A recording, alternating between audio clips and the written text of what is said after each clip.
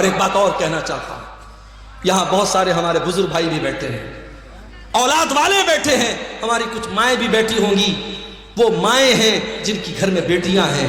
اگر آپ ایک بیٹی کی ماں ہیں، اگر آپ ایک بیٹے کے باپ ہیں، یہ بیٹے اور بیٹی بھی آپ کے کندھے پر اللہ کی امانت ہے۔ اللہ نے اگر آپ کو اولاد دیا ہے، اللہ اولاد کے بارے میں سوال کرے گا۔ اللہ کے نبی فرماتے ہیں کلکم راع وکلکم مسئول عن رعیتہ، او لوگو تم سب کے سب ذمہ دار ہو اور تم سے تمہاری ذمہ داری کے بارے میں سوال کیا جائے گا۔ فالرجل راع علی اہل بیتہ، انسان اپنے گھر والوں کا ذمہ دار ہے، اپنی فیملی کا ذمہ دار ہے، اپنے پریوار کا ذمہ دار ہے، اور انسان سے اس کے پریوار کے بارے میں سوال کیا جائے گا۔ والمرأۃ راعیۃ علی بیت زوجہا، اور عورت اپنے گھر کی ذمہ دار ہے۔ شوہر تو نوکری پہ چلا گیا، شوہر تو دکان پہ چلا گیا، شوہر تو کاروبار پہ چلا گیا، گھر میں 24 گھنٹے رہنے والی تو عورت ہے۔ گھر میں جوان بیٹی کس سے باتیں کر رہی ہے، رات کو کہاں 2-2 بجے تک موبائل پہ لگی ہوئی ہے، رات کو وہ کہاں جا رہی ہے۔ آج اگر ماں اس بات کی پرواہ نہیں کرتی اور بیٹی رات رات بھر غیر محرموں سے چیٹنگ کر رہی ہے، کان کھول کر کے سن لو میری ماؤں، بیٹی تو گنہگار ہوگی، بیٹی کی ماں کو بھی اللہ کا حساب دینا پڑے گا۔ ان اللہ لا يحب من کان خوانا اثیما، اللہ تعالیٰ کو خیانت کرنے والے پسند نہیں ہیں۔ اور آگے بڑھیے، اللہ کو ایک اور چیز بہت ناپسند ہے، اور وہ چیز ہے اسراف، حد سے تجاوز کرنا۔ یا بنی آدم خذوا زینتکم عند کل مسجد، اے آدم کے بیٹو، جب تم مسجد میں جایا کرو، جب تم نماز پڑھنے جایا کرو تو اپنی زینت کو اپنا لیا کرو۔ لوگ اکثر یہ سوال کرتے ہیں شیخ صاحب نماز میں ٹوپی کا لگانا کیسا ہے؟ بھائی صاحب ٹوپی کا لگانا فرض نہیں ہے، ٹوپی کا لگانا واجب نہیں ہے، ٹوپی کا لگانا سنت نہیں ہے، مگر ٹوپی ہمارے کلچر کا ایک حصہ ہے۔ ہمارے دیش میں، ہمارے ملک میں مسلمان کی پہچان ہوتی ہے ٹوپی سے، ہمارے کلچر کا، ہماری سنسکرتی کا، ہماری تہذیب کا ایک حصہ ہے۔ آپ شادی میں ٹوپی لگا رہے ہیں، آپ جنازے میں ٹوپی لگا رہے ہیں، اور مسجد میں آپ آتے ہیں تو جان بوجھ کے آپ کھلے سر نماز پڑھ رہے ہیں، یہ مناسب نہیں ہے۔ اللہ قرآن میں کہتا ہے یا بنی آدم خذوا زینتکم عند کل مسجد، اے بنی آدم، اے آدم کی اولاد، جب تم مسجد میں جایا کرو، جب تم نماز پڑھنے جایا کرو تو اپنی زینت کو اپنا لو، ایسا لباس پہنو جس لباس کو پہن کر کے تم اچھے لگو۔ بھائی نماز تو بنیان میں بھی ہو جائے گی، اگر مرد کا ناف سے لے کر کے گھٹنے تک کا حصہ ڈھکا ہوا ہے اور کندھا ڈھکا ہوا ہے تو نماز تو ایسے بھی ہو جائے گی، مگر آپ بنیان پہن کے اور ایک چھوٹا سا گمچھا باندھ کر کے مسجد میں آئیں، یہ مناسب نہیں ہے۔ آپ اس ڈریس میں آئیں جو آپ کی بہترین ڈریس ہے، جس ڈریس میں آپ اچھے لوگوں کے پاس اٹھتے ہیں، بیٹھتے ہیں۔ اللہ کہہ رہا ہے اے آدم کی اولاد، جب تم مسجد میں آؤ تو اپنی زینت کو اپنا لو۔ وَكُلُوا وَاشْرَبُوا، اور خوب کھاؤ خوب پیو، وَلَا تُسْرِفُوا، لیکن کھانے اور پینے میں حد سے تجاوز نہ کرو، اسراف نہ کرو، فضول خرچی نہ کرو۔ اِنَّهُ لَا يُحِبُّ الْمُسْرِفِينَ، اللہ تعالیٰ فضول خرچی کرنے والوں کو پسند نہیں کرتا۔ ایک مرتبہ میرا پروگرام تھا کلکتہ میں، مٹیا برج ایک علاقہ ہے، وہاں بڑا اچھا علاقہ ہے، مسلمانوں کی بڑی آبادی ہے، اور ماشاءاللہ سب پیسے والے لوگ ہیں، سب بزنس مین لوگ ہیں۔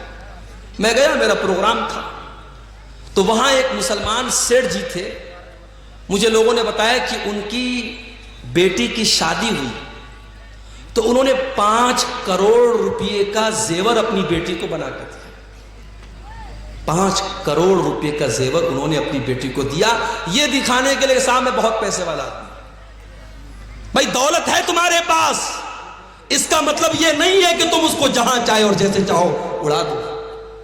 اس امت میں آج کتنی غریب بہنیں ہیں جو اپنے بچوں کا خرچ چلانے کے لیے دوسروں کے گھر میں جا کے صفائی کا کام کرتی ہیں، برتن مانجتی ہیں، تب ان کا پریوار چلتا ہے۔ اس امت میں آج بھی کتنے بچے ہیں جو ایک ٹائم کا کھانا کھاتے ہیں، دوسرے ٹائم کا کھانا انہیں نصیب نہیں ہوتا۔ اس امت میں آج بھی کتنے لوگ ہیں جن کے سر پر چھت نہیں ہے، جن کے پاس اپنا مکان نہیں ہے، جو سڑکوں اور چوراہوں پر رات میں کھلے آسمان کے نیچے رات گزارتے ہیں۔ جس امت کا یہ حال ہو، جس قوم کا یہ حال ہو، اس قوم کے لوگ، اس قوم کے امیر امرا 5 کروڑ روپے کے زیورات اپنی بیٹیوں کو شادی میں دے رہے ہیں، پورے زیورات سے اپنی بیٹی کو لاد دے رہے ہیں. کیا یہ فضول خرچی نہیں ہے میرے باپ؟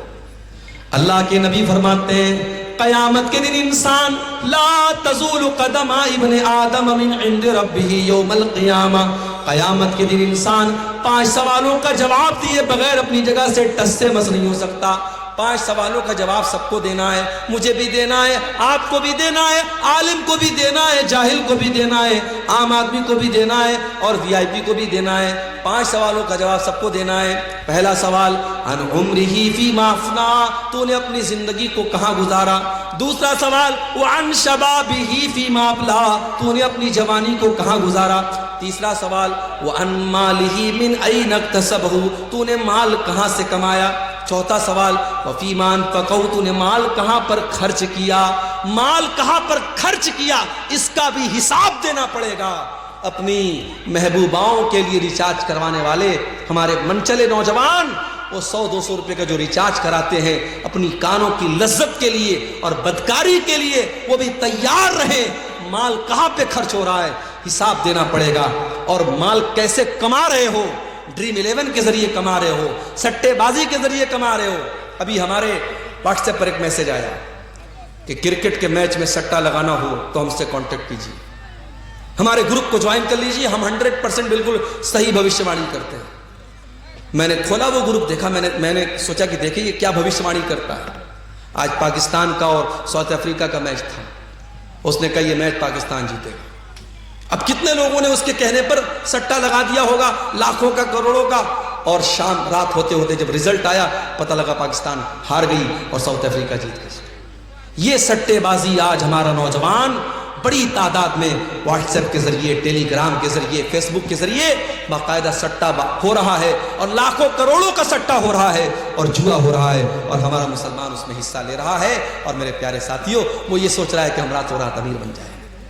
اگر وہ ایک بار 1 لاکھ روپیہ جیت جائے گا، اگلی بار 10 لاکھ لگائے گا کہ میں 10 لاکھ جیت جاؤں گا، اور پتہ لگا وہ 10 لاکھ ڈبا دے گا، قرضے میں ڈوب جائے گا اور اپنے آپ کو اور اپنے گھر والوں کو داؤں پہ لگا دے گا.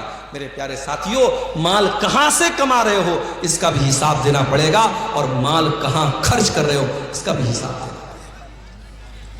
تو فضول خرچی کرنے والے، ناجائز پیسہ اڑانے والے اور اپنی جائز خواہشات پر بھی لمٹ سے زیادہ خرچ کرنے والے، اس کو اسراف کہتے ہیں، اور اللہ اسراف کرنے والوں کو پسند نہیں کرتا ہے. اور آگے بڑھیے میرے پیارے ساتھیوں، واللہ لا یحب الظالمین، اللہ تعالیٰ ظلم کرنے والوں کو پسند نہیں کرتا، ظلم کرنے والوں سے محبت نہیں کرتا. ظلم اللہ کو پسند نہیں. ظالم کان کھول کر کے سن لے، ظلم کا انجام برا ہونے والا ہے.